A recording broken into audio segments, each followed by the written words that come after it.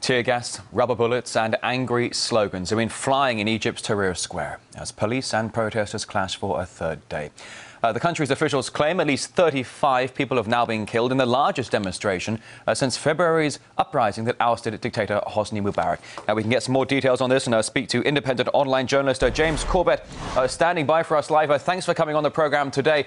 With elections just around the corner, why did people decide to resort to protest and violence when they could have just cast their votes? Well, one would think so if that was really the way that this was going to play out. But of course, what we have here is really the predictable result of a revolution that failed to do what it really set out to do without realizing it. And I think that is to actually fundamentally alter the power structure as it's going on in the country. I mean, really, what ultimately happened was throwing out a figurehead instead of the actual power structure itself, which has been for many years and continues to be the military dictatorship that Egypt really is at base. So I think the illusion of democracy is just that. Until the underlying power structure that's going on there can be ousted, I don't think anything really has changed. Okay, so they got rid of the leader. They got rid of Hosni Mubarak. As you're suggesting there, perhaps it's just a reshuffling of the same furniture there in the ruling party. But since Mubarak was ousted 9 months ago, crime rates are higher, violence is on the rise, and protesters demand that military rulers transfer power to a civilian government. But do you really think at this point, with the violence and crimes on the rise, are the people actually ready to take the power into their own hands? Well, if not now, then when, I suppose, would be the question. There's always going to be a question whenever there's a transfer of power in a society from when it devolves from a highly organized, if brutally oppressive state into a more decentralized and more hopefully democratic state, that there will be that moment where a lot of the institutions that people have taken for granted do come into question. But I think it's a question of the Egyptian society being able to step up to the plate and handle that, rather than assuming that it's going to fail, and thus that the entire revolution is in vain.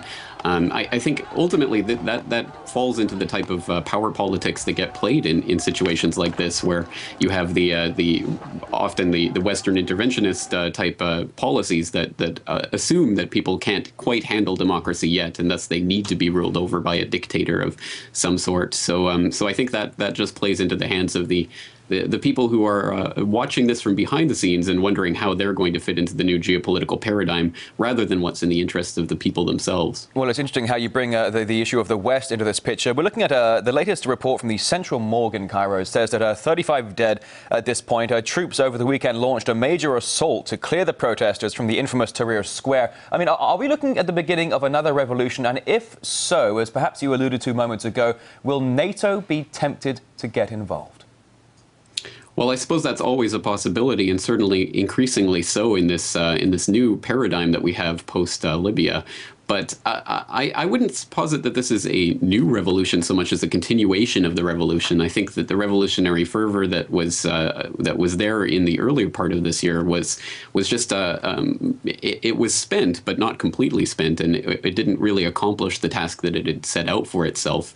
And I think a lot of unfortunately the neoliberal warmongers on the left side of American politics that now play into this, because their president is in power and is thus the one behind this foreign policy, did a premature celebration about the entire revolution itself, and posited that the overthrowing of Mubarak was really the liberation of the Egyptian people. But of course, in any situation like this, there's an underlying power structure that props up these types of dictators, and until that underlying problem is really taken care of, there's really no possibility for a revolution to be successful. So, I think this is. I'm sorry to interrupt you, but as you say, the West was celebrating Mubarak being ousted in February, now 9 months ago. But currently, the third day of unrest, violence, 35 dead at least. So far, not a word yet from the West condemning civilian deaths, much like they've been doing in Syria, much like what they did in Libya when it came to introducing UN Resolution 1973. Why the double standards here when it comes to what's going on?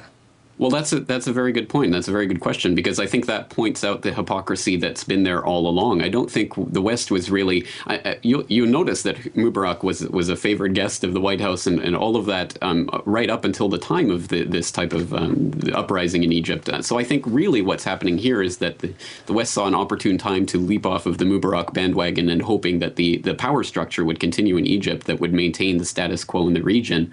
But since that destabilization looks like it's going to go even further, either. I think that the people in the powers in Western interventionist countries are now wondering how far this will go and whether it can go perhaps too far for their comfort, because obviously we've already seen what the destabilization is doing, for example, between the relations between Egypt and Israel, which have been fast friends for many years under Mubarak, but that relationship is coming into question now. As we know, the protesters want the presidential vote to take place after parliamentary elections. They begin on the 28th of November. They'll be staggered out over the next 3 months. Do you see them having a positive effect here? Otherwise, what is the end game?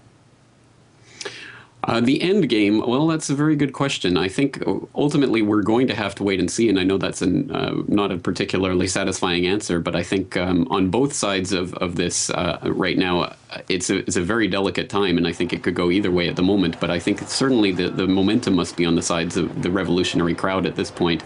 So I'm not sure exactly what type of crackdown would even be possible or viable by the military at this point, so I'm really not sure what the end game would be for the military, other than to preserve its dictatorship in any way it can. So I think it has to lay off the crowds at some point here, or risk some sort of NATO intervention, which, as we say, is now on the table in this post-Libya paradigm.